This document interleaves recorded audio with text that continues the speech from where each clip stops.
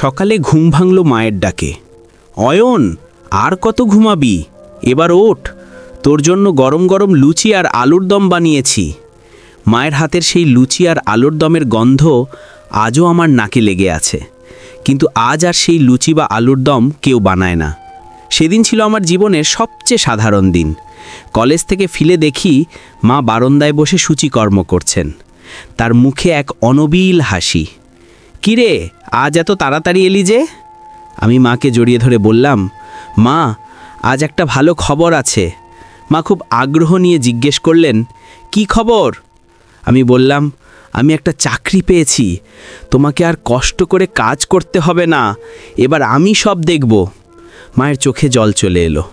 তিনি আমাকে বুকে জড়িয়ে ধরে বললেন, আমি কি তোর জন্য কাজ করি বোকা ছেলে? আমার তো কষ্ট হয় না, তোর জন্য আমি সব করতে পারি। সেই দিন রাতে মা আমাকে গল্প শোনালেন। আমার ছোটবেলার অনেক মজার মজার ঘটনা বললেন আর বললেন, তোর বাবা চলে যাওয়ার পর তুই তো আমার একমাত্র অবলম্বন। তুই আমার গর্ব, আমার অহংকার। পরের দিন সকালে আমি ঘুম থেকে উঠে দেখি মা নেই, রান্নাঘরেও নেই, বারান্দাতেও নেই।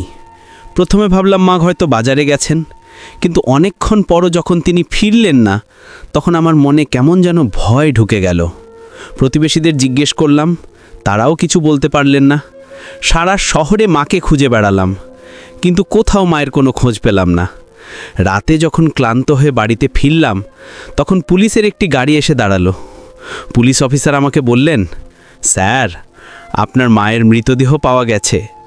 একটি গাড়ি ধাক্কা দিয়ে পালিয়ে গেছে। আমার পায়ের নিচে থেকে যেন মাটি সরে গেল। আমি চিৎকার করে উঠলাম, না, এটা হতে পারে না, আমার মা আমাকে ছেড়ে যেতে পারে না। কিন্তু এটাই ছিল নির্মম সত্য। সেদিন আমার শুধু মাই মারা যাননি, আমার জীবনের সব কিছুই যেন শেষ হয়ে গিয়েছিল। আমার পৃথিবীটা যেন হঠাৎ করে ধূসর হয়ে গেল। সেই দিন থেকে আমার জীবনের সেই চিরচেনা লুচি আর আলুর দমের গন্ধ আর পাই না।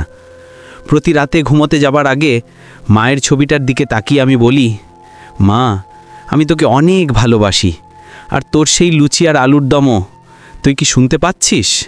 আর তখন যেন ঘরের মধ্যে মায়ের মৃদু হাসির প্রতিধ্বনি ভেসে আসে।